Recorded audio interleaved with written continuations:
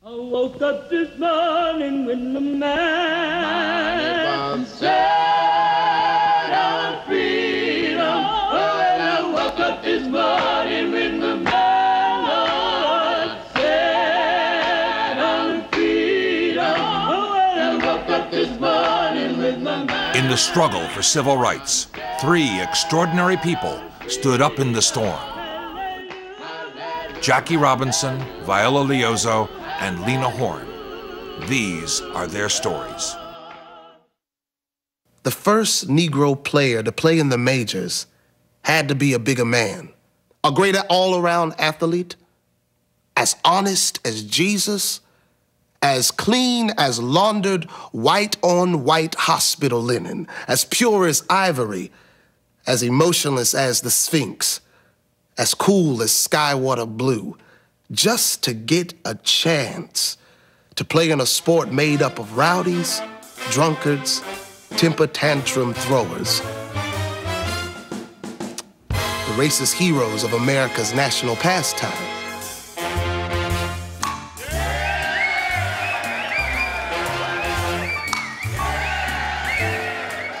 There was this black lady who had heard that the Dodgers had integrated their team.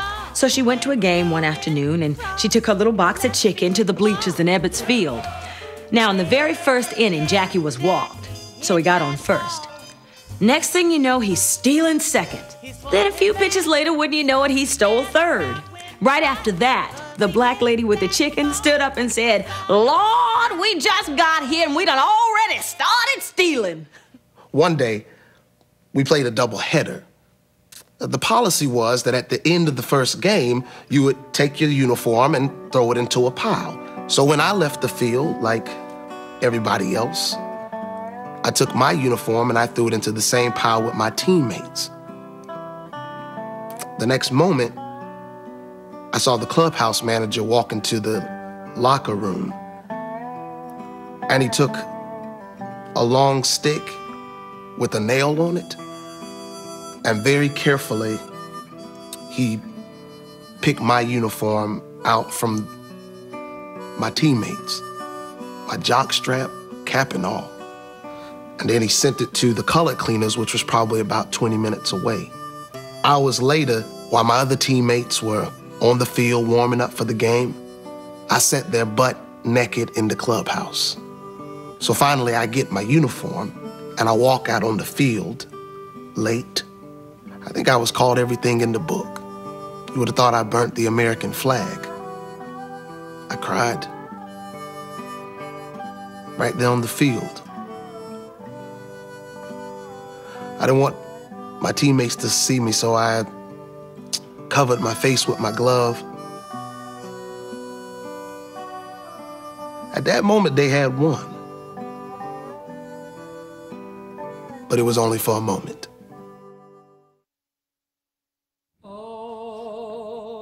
Viola Liuzzo was a housewife from Detroit who left her home and children and drove 1,000 miles to join Dr. King in his march from Selma to Montgomery.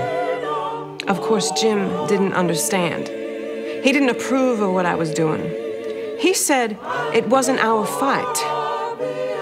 But it's everybody's fight. There are too many people out there standing around, just talking about what they should do. I didn't like Viola at first. She seemed bossy.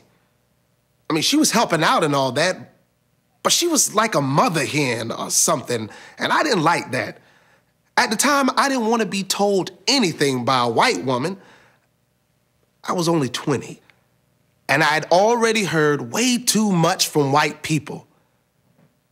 But she was different. The night after the rally, Viola offered to drive marchers back to Selma. People warned her about that road, that it would be unsafe, that there may be Klansmen who were seeking revenge.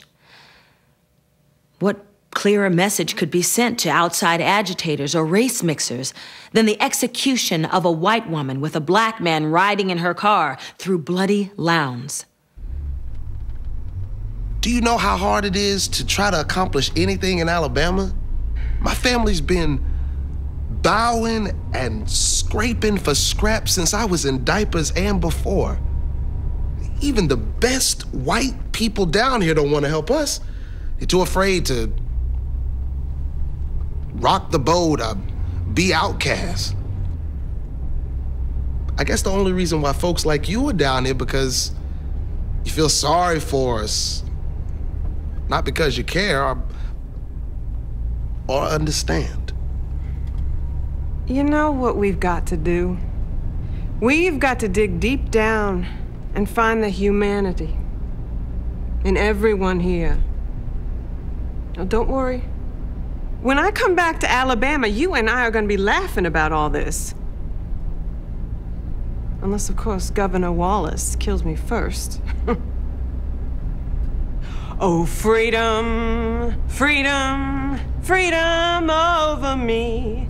And before I'll be a slave, I'll be buried in my grave and go home to my Lord and be free.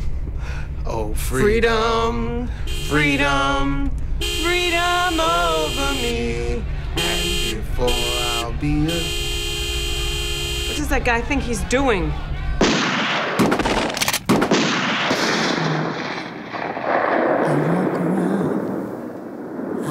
Heavy-hearted. Viola Liuzzo paid the ultimate price for her beliefs. She is the only white woman enshrined on the National Civil Rights Monument. And sometimes I am still feeling bad.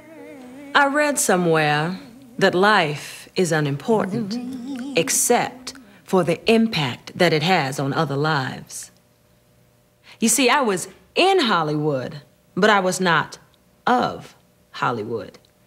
All the studios in those early days called me the sepia-colored Hedy Lamarr. Now, I wouldn't have minded if they had called Hedy Lamarr the white Lena Horne. But y'all know that didn't happen. One night, my husband and I, we went to a restaurant in Hollywood.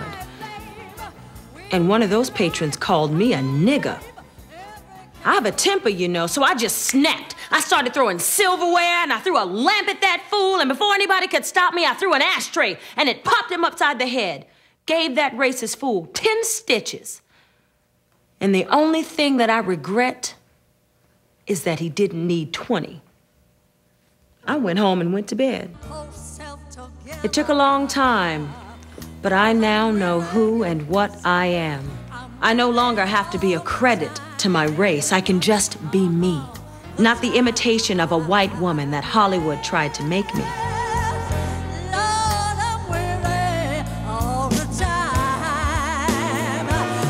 When my one-woman show, Lena, the Lady, and Her Music opened in New York, I was the only thing shaking on Broadway. Just to let you know how things have changed over 40 years, I was the one making all the money and winning all the awards. Some people say it was the pinnacle of my career. Maybe they were right. Sometimes things happen just when you need them to happen. I was an old broad. I'd lost a husband, and I'd lost a son. And when I walked out onto Jimmy Nederlander's stage, I was just a month shy of 65. But I was singing for Jesus.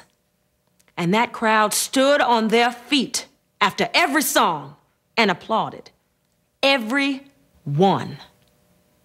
You see, they were applauding the possibility that someone could be my age and be this bold and brassy and say or do whatever and just be brilliant.